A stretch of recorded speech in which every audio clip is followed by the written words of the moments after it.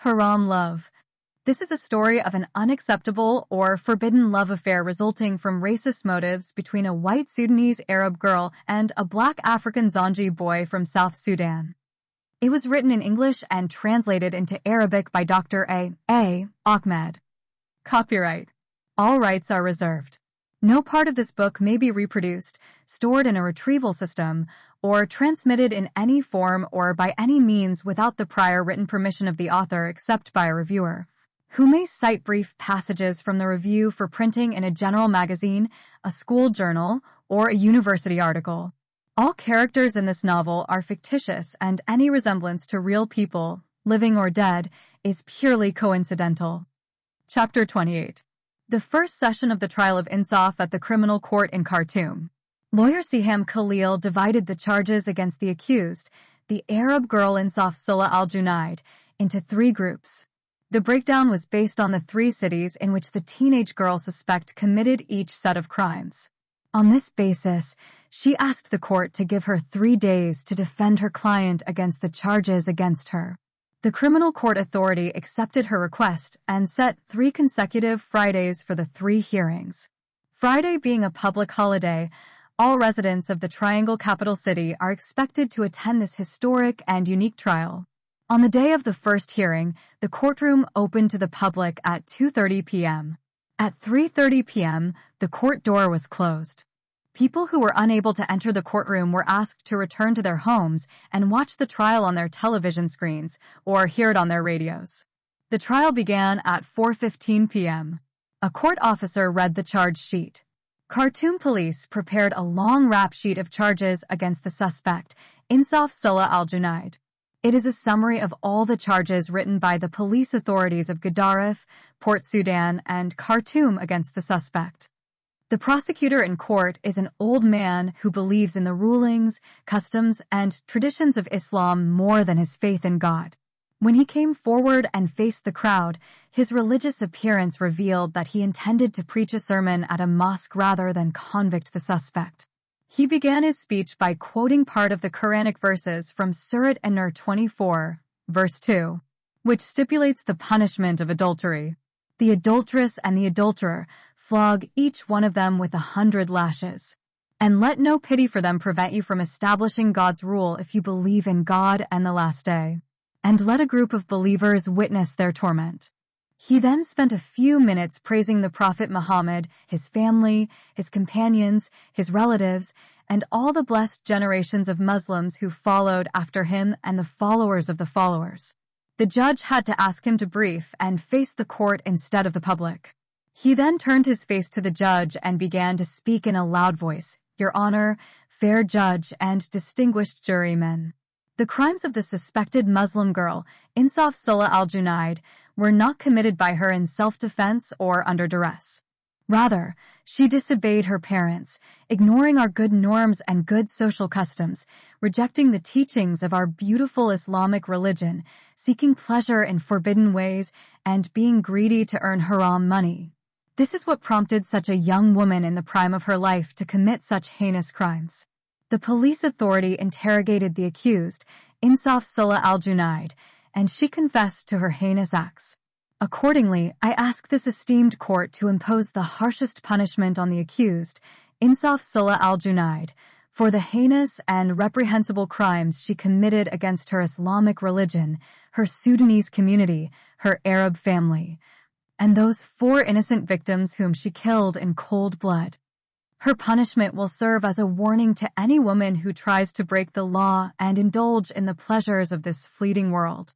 By this I mean any Muslim woman who refuses good, follows falsehood, rejects the right teachings of her Islamic religion, rebels against the authority of her husband, disobeys her father, challenges her society, betrays, and cheats on her husband, and sells her body to lustful men for financial gain in forbidden ways. Therefore, I ask this esteemed court not to have pity on the suspect, Insaf Sulla al-Junaid, and to issue a death sentence against her for the horrific crimes she committed against humanity and against 4 victims, the first of whom is her infant child who came out of her womb, the second is her Muslim husband, the third is her companion in a house of depravity, and the fourth is a woman who is a pimp in a house of prostitution. Oh, Allah have I reported? Amen, O Lord of the worlds. After delivering his short sermon as if he had said it in a mosque, the public prosecutor returned to his seat. The court immediately asked the accused lawyer to come forward and present her line of defense. Lawyer Siham Khalil looked nervous and her steps were uncertain as she walked towards the judge and jurymen. She holds a large red file in her right hand. She adjusted her Sudanese sari top on her head 3 times as she walked down the hall. Every time her sari slips from her head, her long, dark hair is revealed. Her big eyes revealed not only her beauty, but also her boldness and courage. Her round face showed not only a determination to champion the cause, but also a willingness to fight, challenge, expose, and persuade. She stood between the judge and the audience. She faced several TV cameras. Then she opened her huge red file, chose the papers she wanted, and raised her head. She looked first at the accused, Insaf Sulla al-Junaid, and then turned her gaze to the judge and jurymen. Lawyer Siham began speaking in a loud voice, Your Honor, the judge, and the distinguished jurymen. Ladies and gentlemen, Mr. Deng Nasser appointed me to defend the case of the accused, Insaf Sulla al-Junaid. I admit that when Mr. Deng first contacted me, I was reluctant to plead this case. Deng is the same African boy accused of falling in love, committing adultery, and illegally fathering a forbidden illegitimate child, or the so-called Walid Haram with my client, the Arab girl Insaf.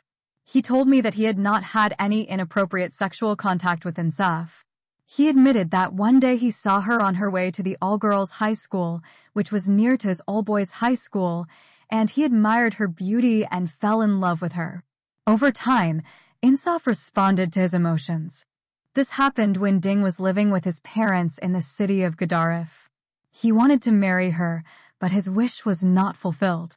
When Insaf's father learned of the love affair, he stood against it. The reason for the father's refusal is that Deng is an African boy from South Sudan, and his daughter is a Sudanese Arab girl from the east of Sudan. We are all aware of the disgusting racial discrimination we experience in our African country, which is considered an Arab country. Therefore, Insaf's parents were incredibly angry when they learned that their white northern Arab daughter had fallen in love with a southern black African boy. Out of his anger, her Arab father took her out of school and locked her in the house for more than 6 months. Her angry parents also shaved off all her hair and made her bald. Then Insaf was circumcised and her genitals were mutilated again, even though she was a Muslim girl who had been circumcised since childhood. The neighbors were aware of the forbidden or unwanted love affair between Deng and Insaf and what her father and mother did to break their socially unacceptable and racially objectionable relationship. For more than 6 months, Insaf remained locked in her room like a fallen girl carrying shame on her body. It so happened that one morning, a woman found a dead child in a seasonal creek near Insaf's house. The neighbors concluded that she was the girl who gave birth to the illegitimate child, and her mother strangled him to death and threw his body into the creek at night. Therefore, her mother was also accused of participating in her haram pregnancy, illegal conception and delivery of Walid Haram, and murder of an illegitimate child. By then, Insaf was engaged to her cousin. The cousin broke off his engagement as soon as he heard rumors that she became pregnant illegally, gave birth to an illegitimate child, and killed him. After that, the father of Insaf was keen to get rid of his so-called promiscuous daughter, and so he accepted the first Arab old man who came to ask for her hand in a permissible Islamic marriage, and that old geezer happened to be the late Hajj Taha. Imagine, ladies and gentlemen, and members of the bench of this esteemed court, that a teenage girl in the prime of her youth, at the age of 17, was forced to marry an old man of 77 years who already had 3 wives in his estate and with whom he had sons, daughters, and grandchildren. Any teenage girl in the world can agree to marry a man older than her grandfather. Birth and death records showed that the late Hajj Taha was older than her grandfather, the late Hajj al-Junaid.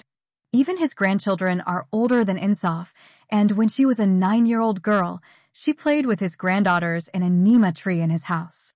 As stated in the formal accusation, on the first wedding night, when he entered her confinement room in her father's house and tried to consummate his marriage to her, the teenage girl, Insaf, pushed the old man, Haj Taha, and caused his death.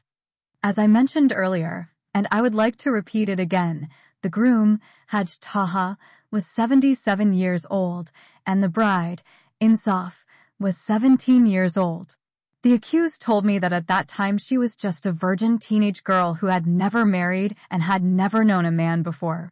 I now have 7 cases of brides who pushed, hit, or kicked their grooms on the first nights of their weddings and caused their untimely deaths, but none of them have been charged with first-degree murder or crime.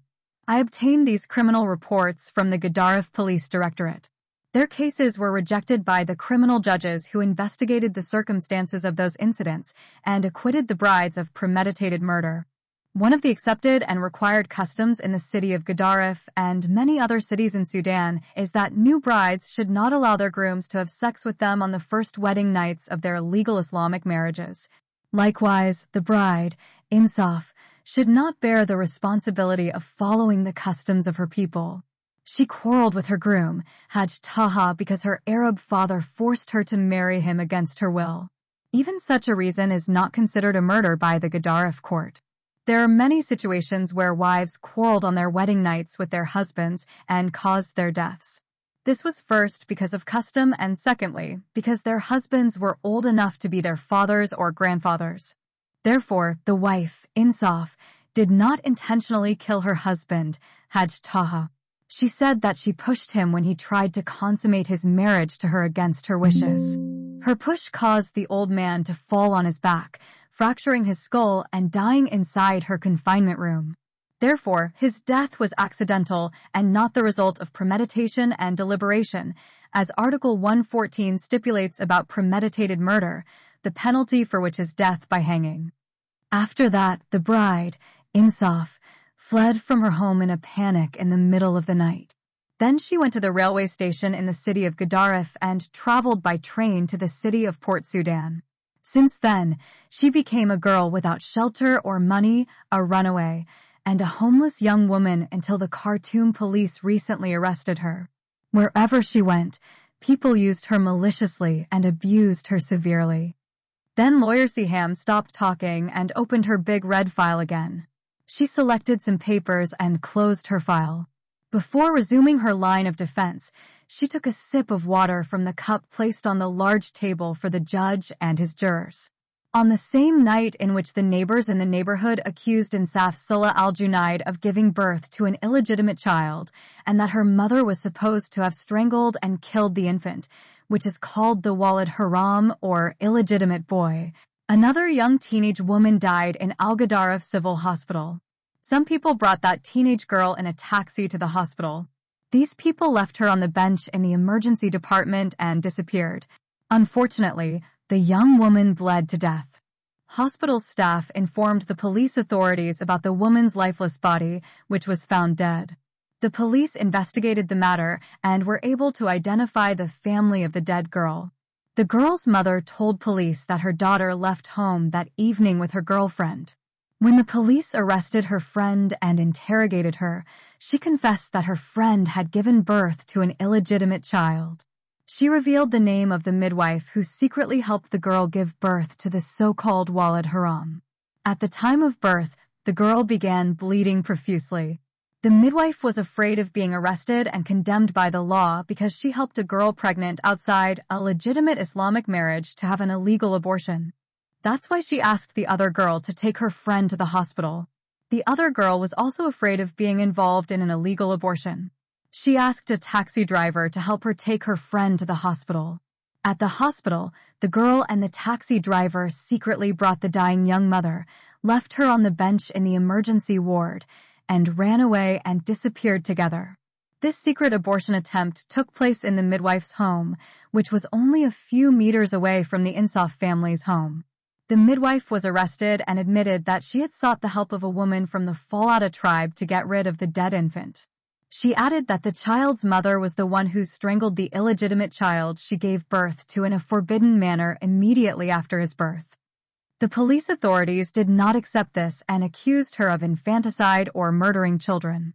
The other girl, a friend of the mother, testified against the midwife. The Arab mother of the illegitimate baby was forced to undergo a secret and illegal birth because her Arab boyfriend impregnated her before their marriage. The court convicted the midwife in Gedaref of first-degree murder and sentenced her to 14 years in prison. The other girlfriend was also convicted for covering up the crimes of illegal birth and the murder of an ill-gotten baby and is currently serving a 5-year prison sentence in Gedaref Central Prison. The taxi driver was acquitted, but his license was withdrawn and he was banned from working in taxis for life. Surprisingly, the criminal court closed the case file and did not attempt to find out what happened to the infant's body. The Falati woman hired by the midwife to dispose of the baby's body was arrested. This arrest occurred after my second recent return to the city of Gedaref, and I asked the police to track her down. When she was arrested, she pleaded guilty to hiding the infant's body under some rusty metal in the same creek where Insaf's neighbors discovered the illegitimate child. Moreover, she admitted that she was the same Nigerian woman who screamed and called on the people in the Almadon neighborhood area to come out of their homes to see the scandal of Walid al-Haram or the body of the murdered illegitimate child. She thought that by acting out this drama, she would not be accused of participating in the killing of the innocent baby. As a result of these discoveries, the arrest, and the reinterrogation of some of the perpetrators, such as the midwife, the girlfriend of the deceased mother, the taxi driver, and the Falati woman who screamed, the Gedaref Police Department recently lifted this charge against the accused, Insaf. Accordingly, Your Honor, the judge, and your distinguished jurors, the illegitimate child was fathered by an Arab girl named Nadia Ali Hassan. He was then killed instantly at birth by being strangled to death by an evil midwife named Mastura Musa Sharaf al-Din.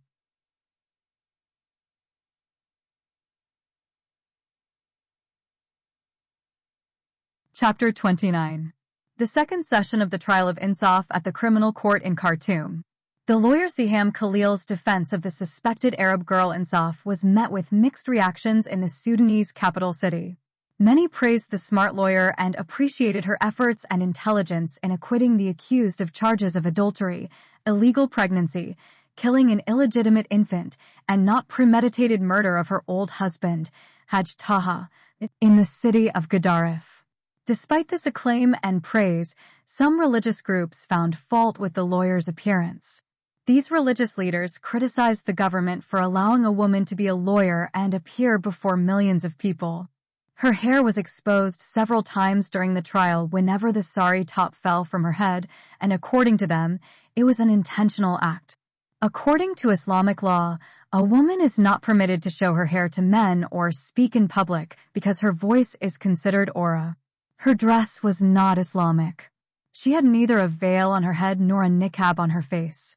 She was not wearing an abaya over her sexy body, and her large buttocks and nipples were visible from her semi-exposed breasts. Therefore, some clerics demanded that the lawyer, who was deliberately naked, be flogged with 40 lashes because of her indecency. They cited the following public morals law to support their claim. Sudanese Sharia law stipulates the following: any adult female who commits an indecent act or an act contrary to public morals in a public place, wears an obscene outfit or violates public morals, or causes distress to public feelings, shall be punished by flogging with not more than 40 lashes on her buttocks and back. This punishment may be a severe beating, a fine, or both. They also said that lawyer Siham Khalil is a woman, and in Islam, she is an awara woman or a naked female wherever she appears. Even her voice, which everyone heard, is considered shameful and a sexual temptation for men, which leads some of them to commit adultery and rape. She appeared in front of a television camera and thus exposed her private parts to the public. In the Islamic Encyclopedia, the word aura means that she is a naked woman as if she were an exposed walking and talking pussy covered only by a black pubic hair. This term aura is used religiously in Islam to mean that every part of a woman's body is considered naked and causes sexual temptation for the man, which drives him to commit obscene sexual crimes such as adultery, sodomy, incest, or rape. Even the sound of a female swallowing is considered a source of sexual temptation for the male. For this reason, Islam requires women to wear the Islamic abaya and hijab, niqab, or burqa. Some extremist religious groups also found fault with the lawyer's challenge to the customs of the bride and groom on their first wedding night when the bride refused to allow her groom to steal her virginity and he had to have sexual intercourse with her violently. This custom has good morals behind it. For example, the bride fights, screams, objects, and resists because she wants to prove to her groom, her parents, her mother-in-law, her neighbors, her girlfriends, and her school female companions in the neighborhood that she is a polite, honorable, chaste, and virgin girl and therefore does not allow any man to violate her honor, even if her husband is lawful according to the Book of God and the Sunnah of his Prophet. Therefore, this good marital habit must be respected, preserved, and encouraged. The media also conducted interviews with some religious leaders who expressed their opinions about the love relationship that brought together the accused Arab girl, Insaf Salah al-Junaid, and the African boy, Ding Nasser, before the legal marriage. All of them condemned the premarital love affair and claimed that the northerner Insaf followed the devil's steps by falling in love with the southerner. Even if she did not have sex with him, by being alone with him illegally, she gave Satan an opportunity to destroy her life. They supported this opinion with the hadith of the Prophet Muhammad, in which he said, "If a man and a woman are isolated alone in the company of each other, Satan is the third partner among them." Despite all these protests and criticisms, the criminal court refused to convict or exclude lawyer Siham Khalil. The second session started an hour before the scheduled time. Attendance doubled. The court authority issued a prior announcement stating that no person, male or female, under the age of 18 would be allowed to enter the courtroom. The court also corrected its policy and reserved special seats for dignitaries and senior government officials. Lawyer Siham Khalil received an official order from the judicial authority to lower her voice, reduce her makeup, and find a way to keep the sari top attached to her head so that her hair would not appear again. Failure to follow the order may result in her being deprived of defending her client, the suspected girl, Insaf Salah al-Junaid. This time, when lawyer Siham Khalil appeared before the judge and the audience, her sari top was securely fastened to her hair with several clips. Her face looks more beautiful without makeup. She is wearing a beautiful white sari. This time, she was not as nervous and seemed more relaxed than the first session. She walks gracefully and confidently toward the judge and jury. She has the same big red file. People look at her with admiration and respect. She began to speak before opening her red file and removing the papers required for her second defense. Greetings to all of you in the name of humanity, justice, and love. Today, I will address the charges against the accused, Insaf Salah al-Junaid, related to her visit to the city of Port Sudan. While the lawyer was uttering these words, her hands were busy selecting the appropriate papers. When she took out her papers, she raised her head and looked first at Insaf. She wanted to direct the attention of the judge, jury, and public to the suspected girl and not to herself. Her long look conveyed her message to everyone. Most people now do not see Insaf as a criminal girl as they did before. They do not consider her the killer of her infant child and the killer wife of her elderly husband, Haj Taha. Thus, the lawyer opened her second line of argument. The suspected girl, Insaf Salah al-Junaid, is also accused of stealing expensive pieces of jewelry from her wealthy Arab former fiancé, Samir Wad Masood, in Port Sudan City. In addition, she is accused of killing her friend Badriya Adarub in the city of Khartoum Bari. Although these two accusations are linked to the visits of the suspected girl, Insaf, to two different cities, they are linked to each other in one way or another. While living in Port Sudan, Insaf fell in love with an Arab boy named Samir Masood, who was from a wealthy family. Samir and Insaf decided to marry each other. But neither Samir nor his noble Arab family nor anyone else in the city of Port Sudan knew about Insaf's past life when she was in the city of Gadaref. On the day of the engagement, a visiting woman who came from Gadaref saw the fiancé Insaf sitting near her fiancé Samir and recognized her. Then she publicly informed everyone about her romantic relationship with her Southern African lover, Dang, and the rumor that she had become pregnant out of marriage bond and given birth to an illegitimate child, killed him, and caused the premature death of her old husband, Haj Taha. When this woman revealed the hidden past of Insaf to all, my client had only one choice: to flee. She ran from her engagement party with all the expensive decorations on her body. She did not have the time or opportunity to deliver the jewelry to the family of her Arab fiancé, Samir. On the same day, Samir's family filed a legal complaint against her with the Port Sudan police. On the evening of the same day, Insaf boarded the train and traveled on the long journey from Port Sudan City to the triangular capital city. It happened that on the day of her arrival, she met by chance at the Khartoum public railway station a girl named Badria.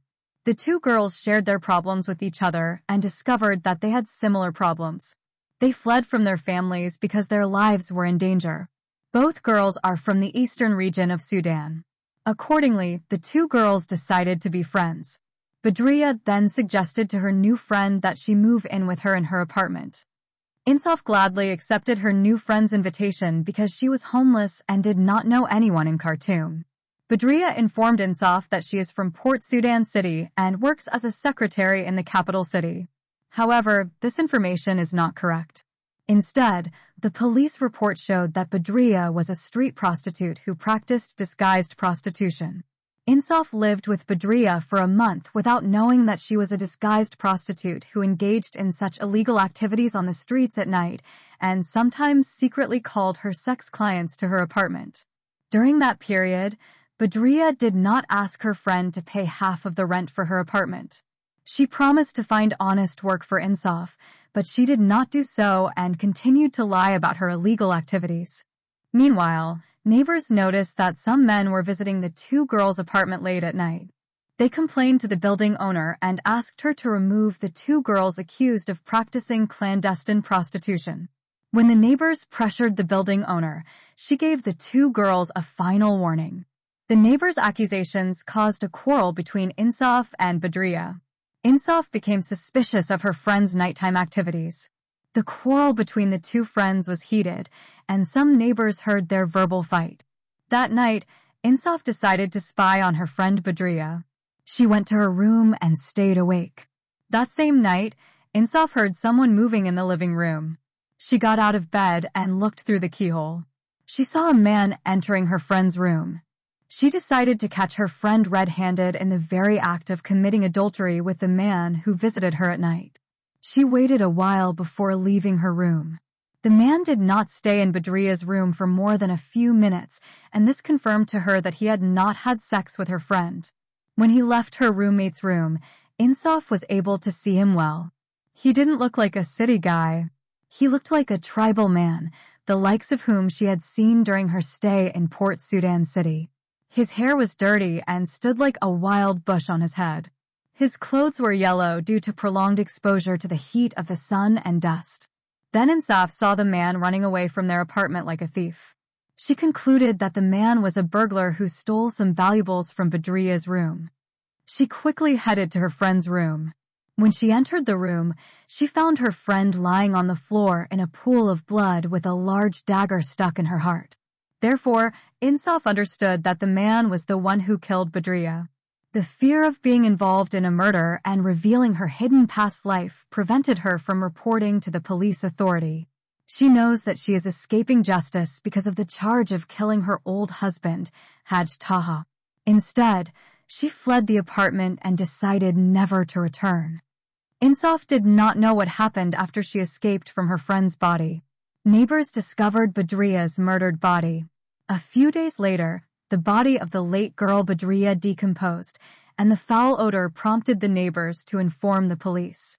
The police considered the escaped girl, Insaf, to be the prime suspect in the murder. The police found expensive jewelry in Insaf's room, gold, and money in Badria's room. The police confiscated the money, gold, and jewelry. A month later, the police sold the confiscated items, and the money was added to the government treasury. I asked the police officer in charge why the jewelry and gold were being sold and the money confiscated before the case was closed. He told me that the jewelry, gold, and money were obtained illegally. This means that the suspected girl, Insaf, and her late friend, Badriya, were prostitutes disguised as college students and bought those precious pieces of jewelry with the money they earned through prostitution. Before I talk more about the killing of Badriya, I would like to mention again that the police force in Khartoum sold the precious jewelry that belonged to the family of the Arab fiancé Samir Massoud, and the money was added to the government treasury.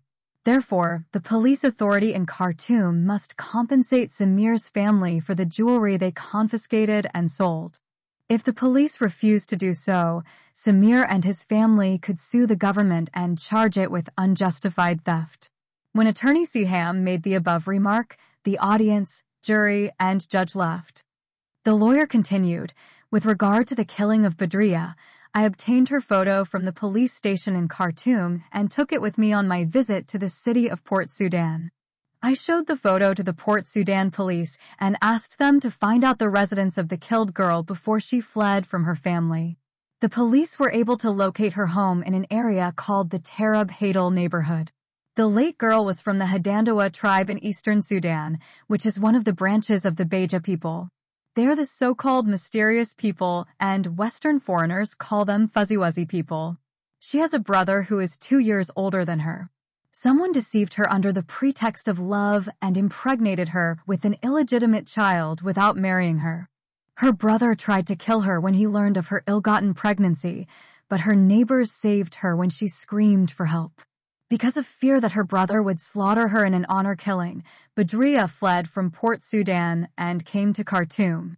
In the capital city, she was unable to find work or shelter and for a while became homeless on the streets. Then her miserable circumstances forced her to become a street prostitute, and sometimes she brought clients to her apartment. She lived in a building where female university students from Port Sudan resided and falsely claimed that she was also a university student. This is the building where she later invited her friend Insaf to come and live with her in her apartment without paying rent. Somehow, her brother learned of her new place of residence and came from Port Sudan to kill her. A university student from her city told her neighbors in Port Sudan where she was and what she was doing in Khartoum. In this way, her brother learned of her new hiding place from him. The brother is the same ugly-looking man whom Insaf saw at night entering and quickly fleeing from her friend's room. When I studied the circumstances of Badriya's murder, I realized that the killer was not interested in stealing money or having sex. Instead, he's someone who wants to take revenge on her and punish her for something she did that wasn't actually her fault alone. If he were a burglar or sex pleasure seeker, he wouldn't have escaped without stealing her money and expensive pieces of jewelry or raping her. The police authority did not find any evidence that anything was stolen from her room, and that was why they accused her roommate Insaf of killing her. The description of the killer, which Insaf told me, led me to guess that he might be someone close to Badriya. On my second visit to Port Sudan, I asked the police to question Badriya's close relatives. The description fits her brother. When he was arrested and interrogated, he admitted that he slaughtered his bad sister in an honor killing because she had brought shame to the family. He is now in remand detention in prison and on pretrial for murder in Port Sudan. Unfortunately, he may not be sentenced to death because honor killing is not considered a first-degree murder in Sudanese law. Based on what I said, Your Honor, the judge, my client Insaf Salah al-Junaid, is innocent of the charge of killing her late friend Badriya. When the smart lawyer Siham Khalil had also acquitted the Arab suspected girl Insaf of the third murder charge, the crowd rose to their feet and began to clap and cheer as if they were fans in a football stadium. Some shouted words of appreciation, some men shouted Allahu Akbar, many women ululated, some girls cheered, and other young guys whistled loudly. The judge gave the audience enough time to express their proud feelings. Then he took his gavel, hit his table, and shouted loudly, "The second court session has ended."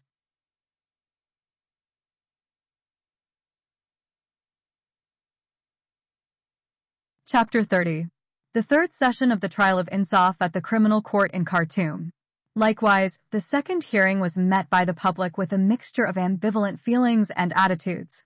Lawyer Siham Khalil was accused of assaulting the police force and the Khartoum government. She considered that she had gone beyond her limits as a litigator through her work as a police investigator. She's like British detective Sherlock Holmes when she solves a difficult and complicated crime case. For those who are not aware, Sherlock Holmes is a fictional character from the late 19th and early 20th centuries, created by the Scottish writer and physician Sir Arthur Conan Doyle. Holmes describes himself as a consulting detective based in London City, who helps police officers and detectives when they are unable to solve crimes. Holmes was famous for his skill in using logical thinking, his ability to disguise himself, and his ability to use forensic knowledge to solve the most complex cases. Likewise, the shrewd Sudanese lawyer Siham Khalil collected various pieces of evidence, mixed them together, and arrived at a hasty conclusion. Through her second defense of her suspected client Insaf, the Khartoum police officers were convicted and accused of being thieves who stole the gold and money of a prostitute called Badriya, who was killed by her brother in an honor killing. She also described them as swindlers who plundered the money of the wealthy family of Samir Wad Masood, the Arab fiancé of the accused Insaf, who accused her of lying to him, betraying him, and stealing the expensive pieces of jewelry that he gave her on the occasion of their engagement. It is better for the judge, not the lawyer, to do such work. Few people accepted that the suspected Arab girl, Insaf Salah al-Junaid, was not involved in a disguised form of prostitution before her arrest by Khartoum police. They argued that a prostitute's girlfriend would certainly become a prostitute. In the third and final session, the $1 million question. How will the shrewd lawyer try to convince the criminal court and the public that the girl who completely exposed her private parts and showed the black pubic of her hairy pussy and her big ass and naked buttocks in front of a wealthy Saudi man is not a professional prostitute? Therefore, they believed that the judge should not be deceived by the lawyer's cunning words. Meanwhile, the smart pleading attorney's office is crowded with media professionals who want to know her expectations for the final session. Everyone doubted her ability to acquit Insaf of the latest charge in the killing of the woman pimp, Haja Shava. Several journalists have interviewed her regarding her expectations for the outcome of her latest defense. No direct answers were provided by her to their questions. She only promised them to do her best to acquit Insaf, the accused, of the recent murder of the dissident Haja Shava. In the last session, the court authority tightened security measures. Armed police officers are everywhere. The notorious Janjaweed, who have come to be known as the Rapid Support Forces, outnumber the police. In addition, a respectable number of military soldiers are also stationed in different corners of the court. They are armed to the teeth and equipped to confront any riots. Spies, government agents, and morality police known as God's Police of Allah are also spread throughout the public.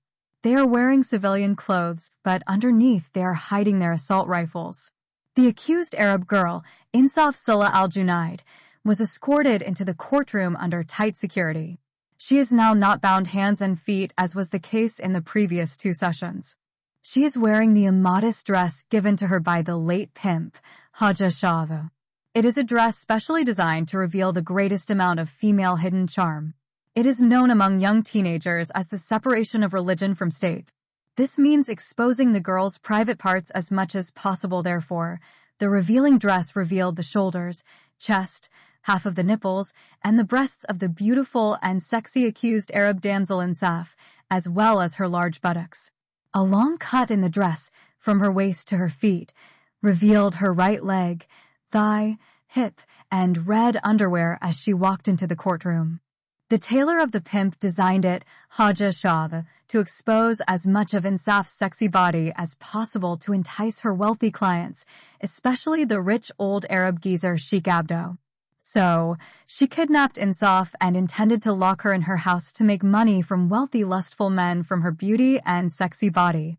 Lawyer Siham Khalil had become extremely upset when she saw her accused client in that scandalous and inappropriate dress.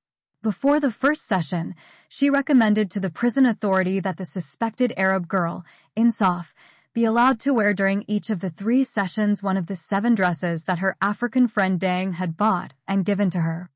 The prison authority accepted the request and allowed Insaf to wear modest clothing only during the first and second sessions. The lawyer guessed correctly that some female prison guards were conspiring with some police officers who did it intentionally.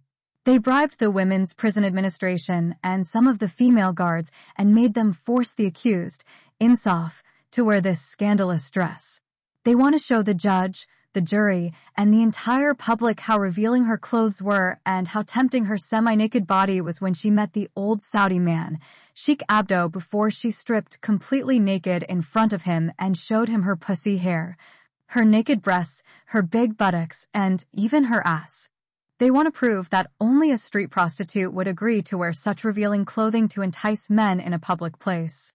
Therefore, Attorney Siham concluded that some malicious people were working against the trial from within the police department. Either the government put pressure on the prison administration, or the police wanted to take revenge for Siham's assault on them. In this case, the judge, jury, and public may reject her defense of Insaf in the recent murder. As she approached the judge, Siham's face showed indescribable anger, her steps were unstable, and her legs and hands were shaking. Instead of the lawyer opening her large red file as usual and removing the required papers, Siham slowly placed her file on the table and raised her face. After that, she opened her clothes and removed her sari top from her entire body. The judge, the jury, and the audience were extremely shocked when they saw an adult woman taking off her clothes in court as if she wanted to jump into the swimming pool or the Nile beach in a bikini and a bra or swim in a mirage. The dress underneath her undone sari is so short that it barely covers her sexy hips. Her legs are long and her thighs are sexy and fully exposed. Her shoulders were completely exposed too. Her short dress clung to her body and showed off her big, sexy buttocks. If she leaned forward slightly or lowered her body down, everyone in the audience might see parts of her body that had not yet been revealed, such as her little black underwear, her pink bra, her upper thighs, and her hips. Then the beautiful and sexy lawyer grabbed her Sudanese sari and tore it into 2 equal parts from top to bottom. She put the first half on the table and took the second half to her accused client, Insaf. The audience, judge, and jury are still in shock. None of them uttered a word of protest, admiration, or denunciation. When Siham arrived at Insaf, she carefully wrapped her semi-naked body with the first half of her split sari. She carefully covered all exposed parts of her client's body. Even her long black hair, which was down to her buttocks, was hidden under the sari. The accused, Insaf, now looks as if she was wearing the abaya and hijab when she was doing so in the house of the good man, Haj Abdullah, before the pimp woman, Haja Shah, kidnapped her and forced her to wear that revealing dress. Then the bold lawyer Siham returned to her table, took the other half of the sari, and covered her exposed body. After she did that, she opened her huge red file and took out some of her papers. Before she began her defense, an angry bearded man stood up from the audience and shouted at the judge. These court proceedings must be stopped immediately, and this infidel feminist must be excluded from defending the case. More than that, she should be punished because she exposed her private parts to the public. The judge answered loudly, "Sir, can you sit down and not speak again?" The man asked, "Do you know who I am?" The judge replied, "I don't care who you are. I am the Minister of Religious Affairs and Endowments. Sir, I told you to sit down and shut up, and if you talk to me again, I will throw you out of the courtroom. How do you address me as if I were a court bailiff? Even if the President of the Democratic Republic of Sudan comes here and tries to interfere in the trial, I will expel him from my court." The bold behavior of lawyer Siham Khalil and the judge's courageous words filled the hearts of the audience with great admiration. Despite this, none of them have the courage to clap their hands or cheer with their voices. There was complete silence, as if the attendees were in a mosque waiting for the imam, the judge, and the lawyer, the mamun, to lead them in one of their daily compulsory 5 prayers. Then, the bold and gallant defender, Siham Khalil, broke the wall of silence and shouted in a very loud voice, "If the defendant, Insaf, had been accustomed to wearing such a scandalous and indecent dress that the Women's Prison Administration forced her to wear in the last session today, she would not have received shelter from Haj Abdullah's family. She then waited a few minutes to see if anyone in the courtroom wanted to challenge her statements about her client. This type of clothing is intended for bad women and prostitutes, but not for a girl with good morals like Insaf. This time, the bold lawyer looked directly into the face of the Minister of Religious Affairs and Endowments and waited for his reaction. His Excellency turned his angry, bearded face in the opposite direction to avoid her brave challenge. Today I will expose people who hide their evil motives under the cloak of religion and the umbrella of law. Today, I'm going to drop a bomb in this court, and I don't care who gets hurt. While she was uttering these words of challenge, the lawyer hit the table with her fist 3 times. Today, I'm going to drop a bomb in this court, and I don't care who gets hurt. Today, I will prove to the court that the church priest who accused Insaf of theft is himself a thief, and the police officer who accused Insaf of adultery is an adulterer himself. Siham stopped and looked at the Minister of Religious Affairs again, but he avoided any eye contact with her and quickly turned his turbaned square head in the other direction. Then she looked at the line of police officers, but they ducked their heads to avoid her defiant gaze. If Insaf had broken into the priest's office and stolen the church's money from his safe, she would not have searched for a piece of moldy bread and rotten fruit in the trash container. She was not going to spend her first night in a dirty public women's toilet. She would not sleep during her second night in a hole under the Omdurman Bridge. Her savior is Haj Abdullah, and he can testify in court where he found Insaf on the 3rd day after she escaped from the priest's house, which was located inside the church complex. Then lawyer Siham pointed with her right hand towards Haj Abdullah, who was not sitting far away from her. This is Haj Abdullah's statement, and I would quote it from the statements he made to me. The noble Arab girl Insaf bent over in a garbage container with 2 stray dogs, looking for something to eat. I cried when I saw a noble Arab Muslim girl standing inside a smelly garbage container and looking for something to eat. So I took her to my house and asked my wife, Haja Maryam, to feed and water her. The good man, Haj Abdullah, wiped some tears from his bearded face when he heard lawyer Siham read his statement. Pleader Siham was also unable to complete her speech until she took out her handkerchief and wiped away her tears. When she tried to speak again, her voice choked with sadness. And so, she said the following sentences in a tearful voice. The Coptic church priest sitting there is a false clergyman. He lied to Insaf, he lied to the police, and he lied to his church. Insaf was deceived by him when he claimed that he discovered her involvement in the murder of her friend Badriya through an article he read in a newspaper. Now let him come forward and tell the court how he knew that Ishraka and Ilham were the names of the same girl whom we know as Insaf. I have here in my file a copy of the newspaper that announced the killing of Badriya Adarub and mentioned her roommate Ishraka as the main accused. The newspaper did not include a photo of the fugitive accused, Ishraka. The lawyer put down her papers and looked at the church priest who was sitting in the first row among the dignitaries. The cunning priest responded with an angry face and remained sitting in his chair as if the challenge were not his.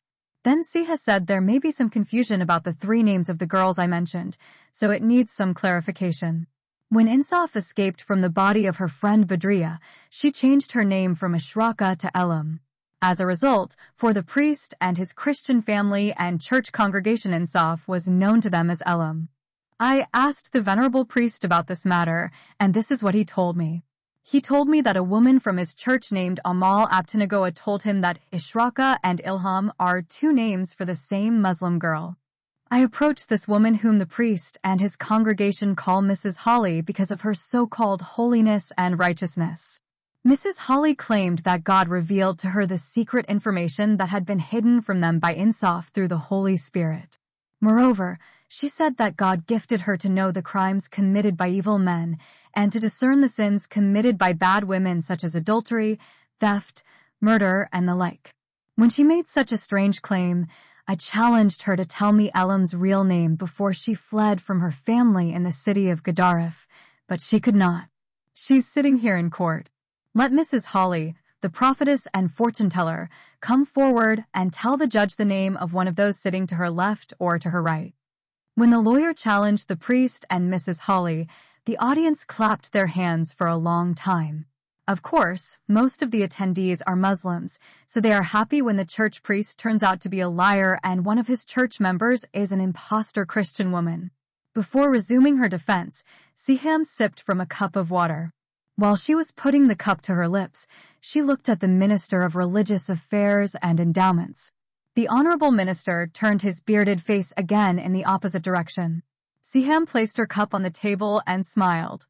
The accused, Insaf, kept changing her name wherever she went to hide her true identity after she fled from her husband's dead body when she fled to Port Sudan. She claimed that her name was Isin, and in Khartoum. She told her friend Badria that her name was Ashraka. At the church priest's house, she changed her name to Elam and finally told Hajj Abdullah that she was called Aman and she was from the city of Kassala. All the names she chose begin with the first letter of her name, Insaf, but she did not change the name of her father, Salah al-Junaid. After that, lawyer Siham Khalil opened her file, chose some papers, and said with seriousness and blatant anger on her face, "Now I will drop the second bomb," and prove to the court that the police officer who discovered the body of the murdered woman, the pimp, Haja Shah, inside her house, did not come there by chance. Someone phoned him before the murder happened and asked him to come over as soon as possible. The pimp, known as Haja Shah, because she claimed to have visited the house of God 7 times and performed Hajj rituals, learned that the beautiful Arab girl Aman in Hajj Abdullah's house is called Insaf and is accused of 3 murders, 2 thefts, and prostitution. She got this information about her through the newspaper. The man who provided the police with the photo of Insaf and a full description of her alleged crimes is the same church minister sitting here.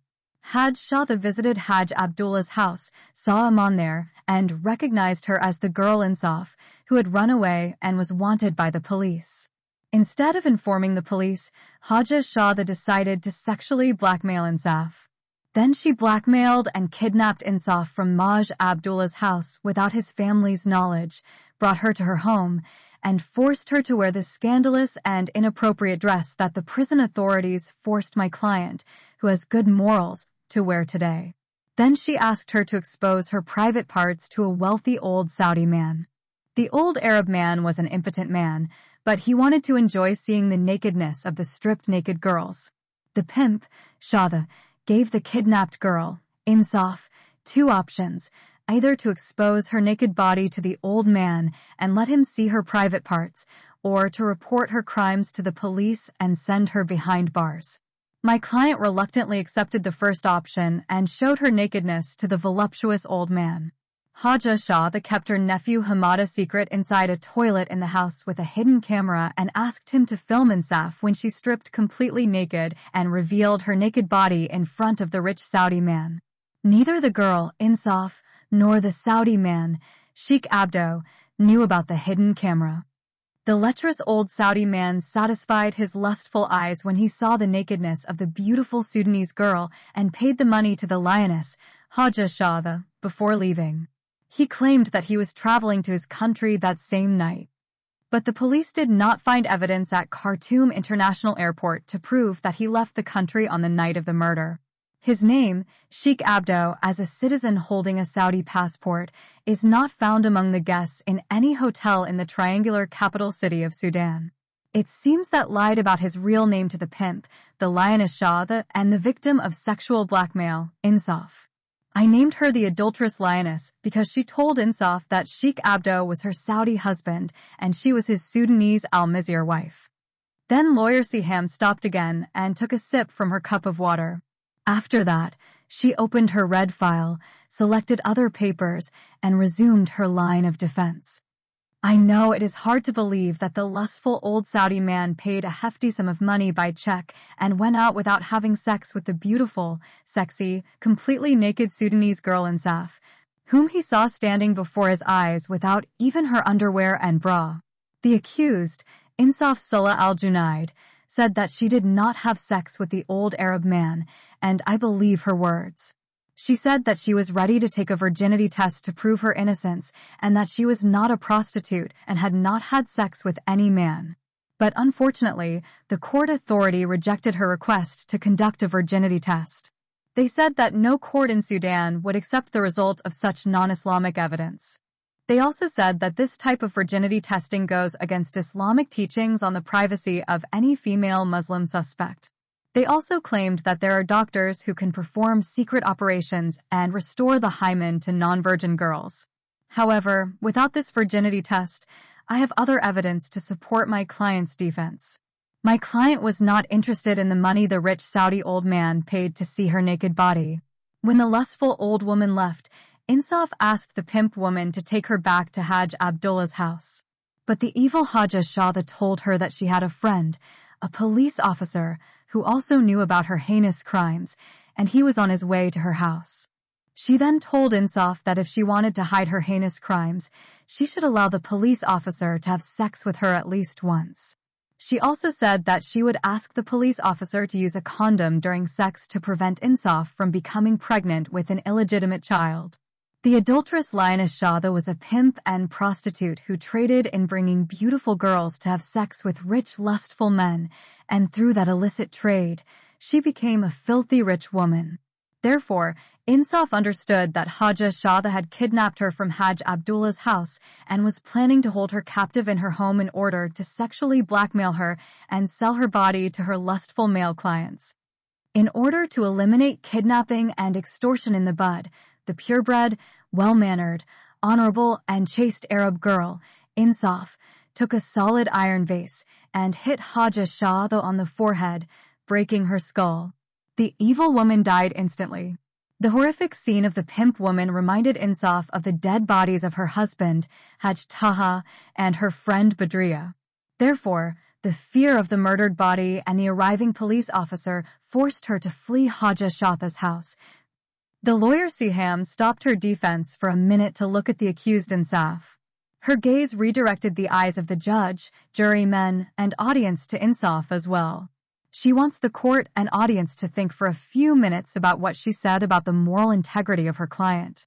Then the lawyer continued in a loud and angry voice. According to the formal accusation, Insaf killed Hajj Shahda because of a quarrel between them over the division of money paid by the wealthy Saudi man, Hajj Abdo.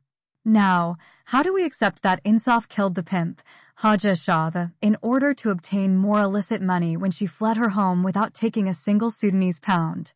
When the police searched the house of the murdered woman, Shahda Hassan, they found it full of gold, jewelry, and a lot of cash and foreign currencies, such as American dollars, European euros, Saudi riyals, and Gulf dinars. In addition, the check paid by the lustful Saudi man was found inside the pocket of Hajja Shahda's killed body. From this evidence, it is logical to conclude that Insaf did not kill the pimp for money, but for another reason. The advocate Siham stopped again and looked at the judge to see if she had convinced him with this strong line of defense. The judge returned her gaze with a look that conveyed the message that more evidence was needed to make her view admissible as a strong defense of her client's innocence to the court. The police officer Yasser Talha said that a neighbor informed him of the murder.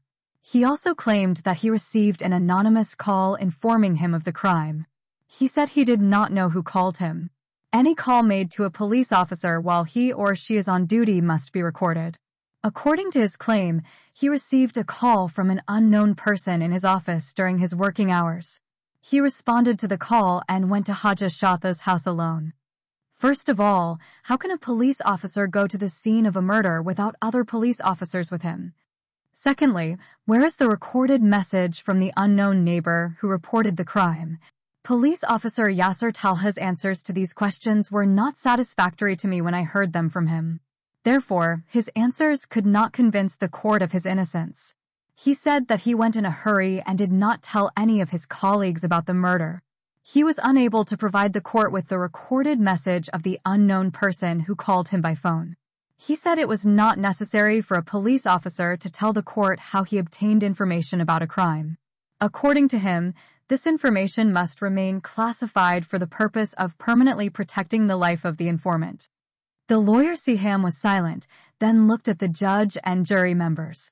Their frowning faces confirmed that police officer Yasser Talha was right in his answers. They do not have the right to pressure him to give the recorded confidential message of his anonymous informant. The lawyer was disappointed but resumed her defense anyway. It happened that 5 of Haja Shatha's neighbors were standing in front of her house when her murder occurred. These neighbors are here in court, ready to testify to what I have to say. They all claim to have seen the old Arab man leaving the house in a hurry.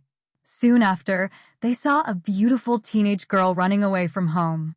Then, they saw a young boy, whom they identified as Haja Shatha's nephew, running out of the house as well. A few minutes after the girl and boy disappeared from their sight, the neighbors saw police officer Yasser Talha's car arrive and stop in front of Haja Shatha's house. Now I would like to return to my question. Who informed the police officer about the murder? Haja Shatha's nephew, Hamada, said he did not inform the police. Insaf denied that she reported it to the police.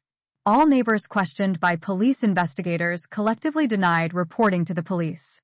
I strongly reject the idea that a neighbor, the so-called unknown person, discovered the murder, made an anonymous phone call, and informed the police officer.